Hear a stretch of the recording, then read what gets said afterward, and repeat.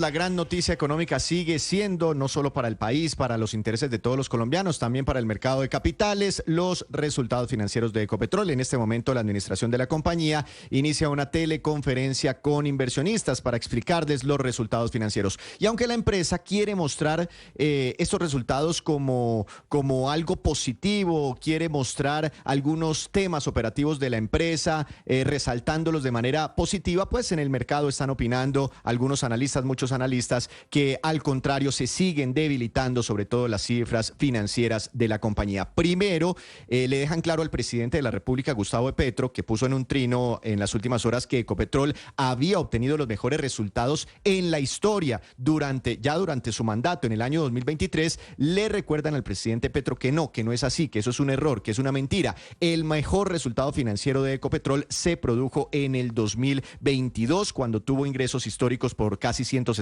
billones de pesos y utilidades históricas por más de 33 billones de pesos. De hecho, en el 2023, ya en el periodo Petro, es donde se presenta la primera descolgada muy fuerte en las ganancias de Ecopetrol de casi el 43% en ese año. Cuando vemos los resultados financieros de Ecopetrol desde ese pico 2022 hasta 2024, los ingresos de la compañía han bajado cerca de un 16%, claro, seguramente muy afectados por tasa de cambio, por el comportamiento del petróleo, pero es que las utilidades se han desplomado mucho más, casi un 60% en el transcurso de esos 2 años, y estas son las cosas que miran los inversionistas.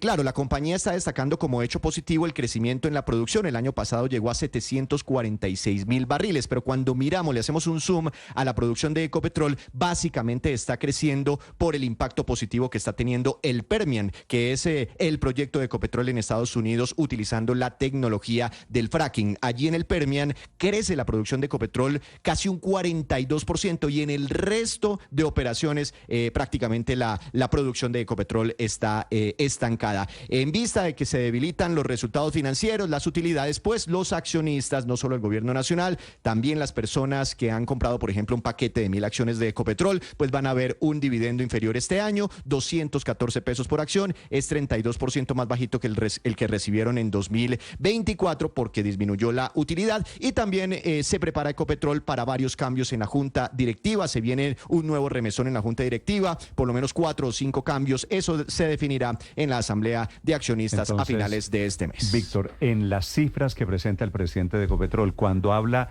de producción, ¿está ahí metido lo del Permian, lo de la cuenca del Permian de Estados Unidos? Sí, señor. Y cuando habla de reservas, casi está incluido lo de Repsol, que es una empresa recién comprada. Un activo que le compra Ecopetrol a Repsol muy importante en Colombia. Eso es un crecimiento inorgánico, ¿sí? Vía adquisiciones. Eso le suma unas reservas y una producción a Ecopetrol. En parte por eso la compañía pudo el año pasado reponer un poquito más del petróleo, de los hidrocarburos consumidos, y mantener estables las reservas para este año. Entonces, Permian impactando muy fuerte, muy positivos los resultados de Ecopetrol en términos de producción. Allí crece la producción un 41%, que es ese activo que el presidente Petro quiere que Ecopetrol venda, ¿no? La compañía no le gusta porque lo meten para estos efectos, porque conviene meterlo para estos efectos, por supuesto. Sí, ¿no? Pero también hay que tener en cuenta, Néstor, que incluso los barriles que está aportando el Permian son menores este año que el año pasado, porque esos pozos, esa explotación también comienza a decaer. No, Aurelio. No. 66,000 barriles diarios en el 2023, 94,000 barriles diarios en 2024. Hay un crecimiento en la producción. Pero en cuanto a las reservas, Néstor,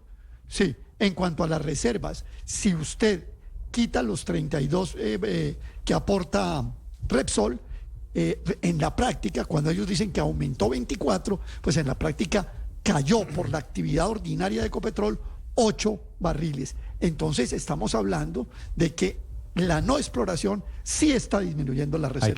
Hay que tomar con pinzas las cifras alrededor de la situación de Ecopetrol, que fue en algún momento la empresa que era la gran vaca lechera del gobierno colombiano. Hoy, caídas las utilidades, por supuesto, la principal víctima es el propio gobierno.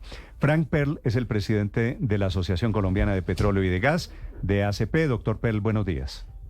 Buenos días, Néstor, para usted, para toda la mesa y para todos los oyentes de Blue Radio. ¿A ustedes en la industria del petróleo estos resultados de Ecopetrol los sorprenden, doctor Pearl? No nos sorprenden para nada y nosotros creemos que Ecopetrol está haciendo un esfuerzo grande en medio de un entorno muy complicado, porque como usted acaba de decir, con esta visión tan equivocada y tan tergiversada que tiene el gobierno nacional de lo que es una transición energética, la principal víctima es Ecopetrol y somos todos los colombianos. Mire, le voy a dar un dato. En el año 2022, el sector de hidrocarburos le aportó 68 billones de pesos al Estado colombiano. El año pasado eso cayó a 49 billones, es decir, 19 billones de pesos menos solamente en 2 años. ¿Ahí cuántas reformas tributarias hay? ¿Como consecuencia de qué? De una narrativa equivocada y tergiversada sobre lo que debe ser una transición. Porque es que cuando uno dice que hay que hacer una transición inmediata, ya hay una contradicción enorme. Las transiciones son por definición cambios graduales y ordenados.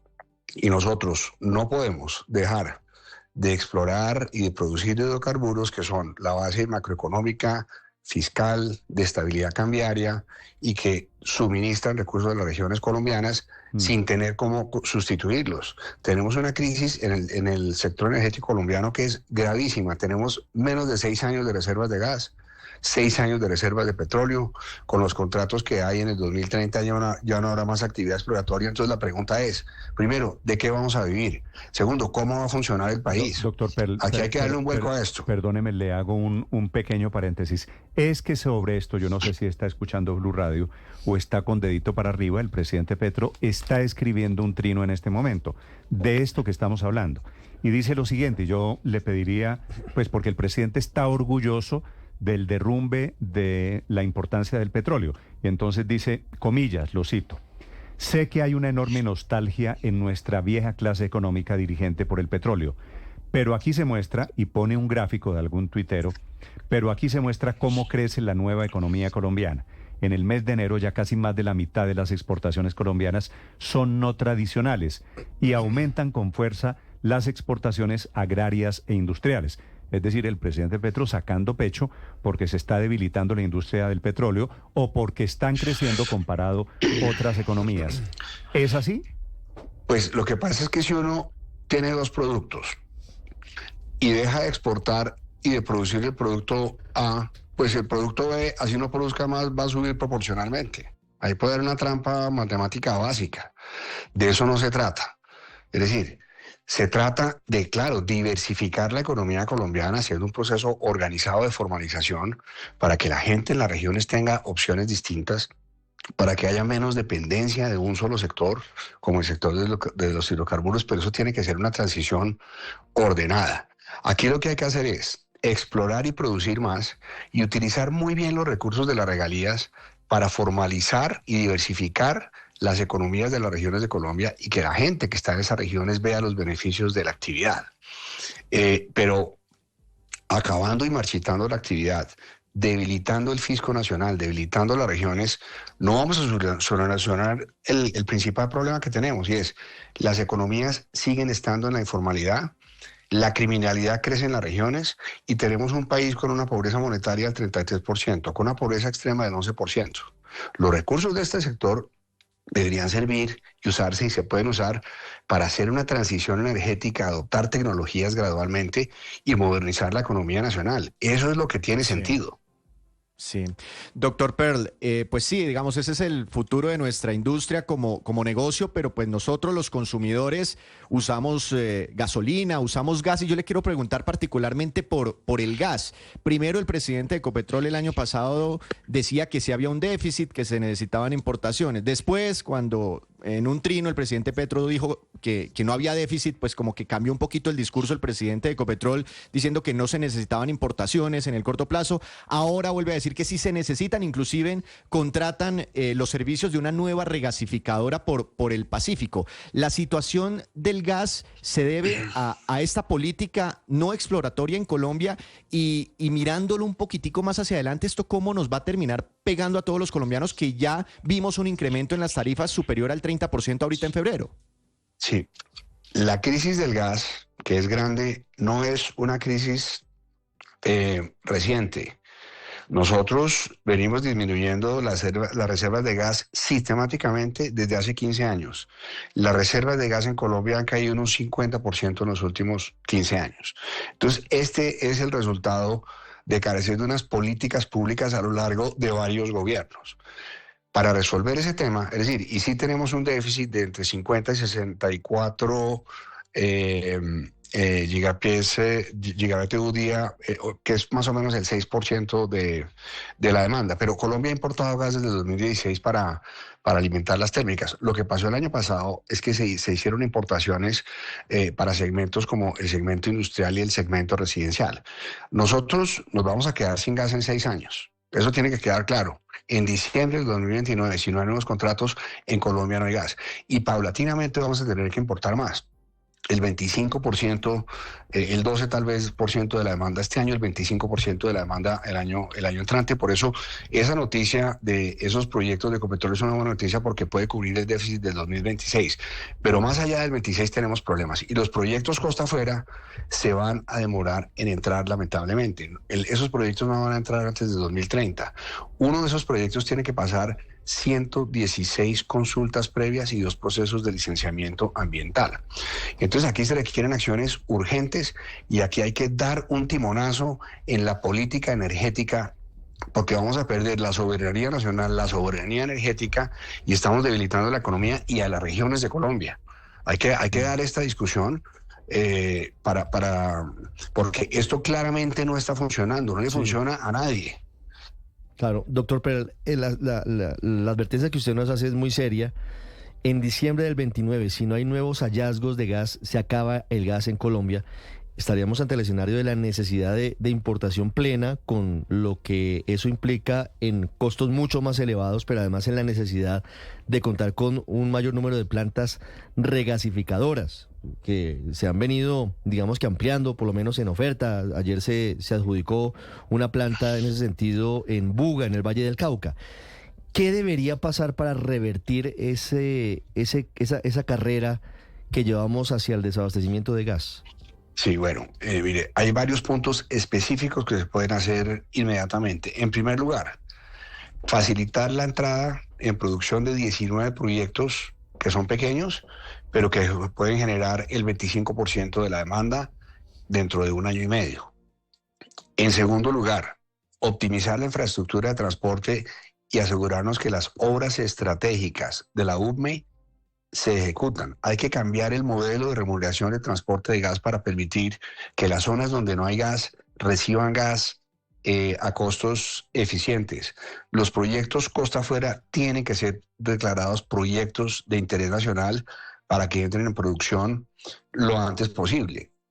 Y necesitamos nuevos contratos de exploración. Colombia no ha sido muy exitosa en encontrar gas costa adentro, pero necesitamos seguir explorando y sobre todo necesitamos unos mensajes en el sentido de que este es un sector vital para la economía. Ahora, tampoco tendríamos infraestructura para manejar la demanda del mercado si tuviéramos que importar todo, porque no hay cómo traer el gas hacia el interior del país. No es un tema de apagar la llave de adentro y empezar a comprar de afuera, no tenemos la infraestructura. Entonces es un sector que está acorralado por todos lados y aquí hacemos un llamado al gobierno a que sea realista. Todos queremos hacer una transición y tener energías más limpias en todos los sectores de la economía, pero los problemas hay que resolverlos con sensatez, no agravándolos. Sí, doctor, pero entonces en ese escenario, ¿cuándo entraría a ser incluido dentro del stock de disponibilidad de gas natural en Colombia lo que se ha anunciado recientemente en el Mar Caribe, los hallazgos offshore? Ojalá pudieran entrar a comienzos del 2030, pero hay unos cuellos de botella serios que resolver, son proyectos muy complejos y necesitamos tener también una infraestructura, digamos, para que ese gas pueda llegar al interior del país. No podemos poner todos los huevos en la misma canasta. Esos proyectos son una muy buena noticia. Tienen hasta ahora 3 veces 18 años de reservas, 3 veces las reservas que tenemos hoy. Son unos proyectos monumentales. Nos permiten tener suficiencia energética y además exportar, pero todavía no están ahí. Sí, pero volviendo al presente, aquí y ahora, doctor Pearl, quiero volver al quid del asunto, que son los resultados hoy de Ecopetrol y durante el año pasado. Estamos todos muy alarmados porque las ganancias caen 21%, pero la verdad es que cuando uno ve lo que ha pasado con el resto de petroleras estatales en América Latina, casi todas están en números rojos. Por ejemplo, la brasileña Petrobras tuvo el año pasado pérdidas por el 70%, 3 veces más de pérdidas que lo que tuvo Ecopetrol. También están en números rojos la mexicana Pemex. Si a ellas les está yendo mal, igualmente por impactos cambiarios y por impactos en las variaciones del precio del petróleo, ¿por qué le atribuimos esto únicamente a lo que hace el presidente Gustavo Petro, su gobierno, sus ministros de Minas, puntualmente con Ecopetrol y no moverlas y mirarlas con lo que está pasando también con el resto de petroleras en América Latina en números rojos y todas con pérdidas? Doctor. No es únicamente atribuible a las políticas del gobierno. Lo que pasa es que nosotros no nos referimos a los resultados de las compañías en particular, pero hay una explicación muy clara para que los resultados de todas las empresas sean menos buenos o sean negativos. En el año 22 el precio del Brent estaba en $101. Hoy está en 69.76. Más de $30 menos por barril. Esos son billones de dólares menos de ingresos para todas las empresas petroleras. Pero precisamente por ese contexto, y siendo Ecopetrol y siendo este sector tan importante para el país, el gobierno debería tener unas políticas para fortalecer, promover y proteger, no para debilitar. Y para que a través de esa protección y una fortaleza del sector, hagamos una transición que tenga 3 ejes. Una transición energética, que es la transición de tecnología. Una transición económica, que es utilizar bien los recursos de las regalías, lo cual no ha pasado, para diversificar la economía de las regiones de Colombia. Y una transición social, porque tenemos una bomba social que es una bomba de tiempo en Colombia. Y para eso necesitamos recursos para resolverla bien. Estamos marchitando esos recursos y vamos a tener un problema fiscal, un problema energético, un problema económico y un problema social de unas magnitudes que no estamos previendo hoy en día. Esta es la industria que era la más importante en Colombia, dejó de serlo, está dejando de serlo. Además, lo reitera esta mañana el presidente Gustavo Petro. Doctor Pearl, gracias, muy amable por acompañarnos. No, gracias a ustedes y muy buenos días para todos. De la Asociación de Productores Privados de Petróleo y Gas en Colombia.